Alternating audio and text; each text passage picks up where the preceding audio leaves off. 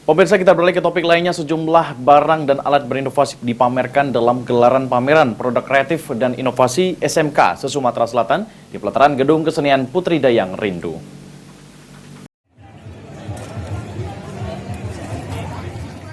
Dalam gelaran pameran produk kreatif dan inovasi SMK Sumatera Selatan, sejumlah produk hasil karya murid SMK Sumatera Selatan dipamerkan.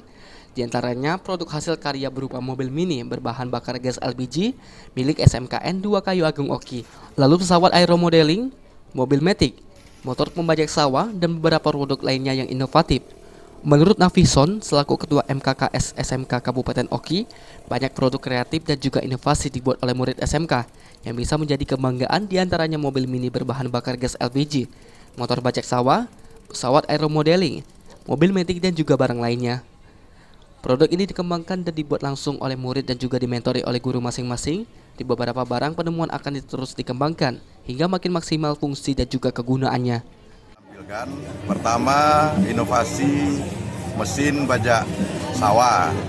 Yang kedua, ada pesawat miniatur pesawat yang bisa diterbangkan dengan dikendalikan dengan remote control. Yang ketiga, ada kendaraan go-kart yang berbahan bakar gas. Jadi produk makanan dan minuman, produk yang berkaitan dengan rumah tangga, rumahan.